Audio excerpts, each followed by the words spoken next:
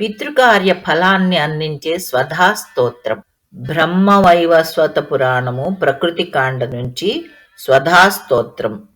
బ్రహ్మ ఉవాచ స్వధోచ్చారణ మాత్రేణ తీర్థస్నాయీ భవేన్నరః ముచ్యతే సర్వ పాపేభ్యో వాజపేయ ఫలం లభేత్. స్వధా స్వధా స్వధేత్యేవం యది వారత్రయం స్మరేత్ శ్రాద్ధేస్య ఫలమాప్నోతి కాలస్య తర్పణస్య జా.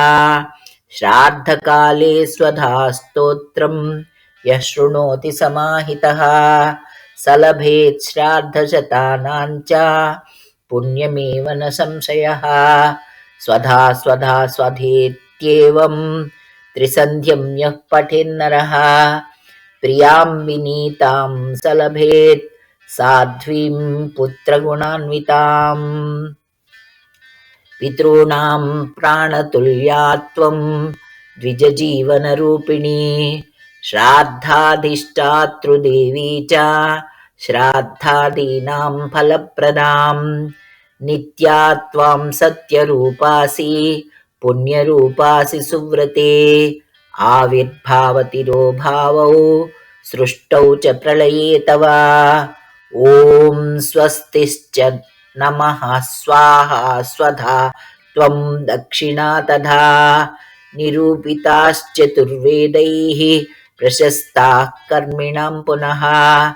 కర్మపూర్త్యర్థమేవైతా ఈశ్వరేణ వినిర్మితాః ఇత్యేవముక్త్వా స బ్రహ్మా బ్రహ్మలోకే స్వసంసది. తస్థౌ చ సహసా సద్యః స్వధా సావిర్బభూవహి.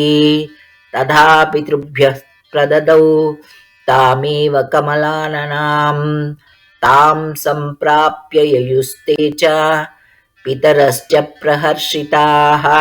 స్వధా స్తోత్రమిదం పుణ్యం యః శృణోతి సమాహితః సుస్నాతః సర్వతీర్థేషు వాంఛితం ఫలమాప్నుయాత్. ఈ స్తోత్ర సారాంశము: పితృకార్య ఫలాన్ని అందించగల స్వధాదేవిని స్తుతించుట వలన వాజపేయము వంటి యజ్ఞములు, సకల పుణ్యనదీ స్నానములు చేసిన పుణ్యము పొందగలరని బ్రహ్మదేవుడు స్వధాదేవిని స్తుతించారు.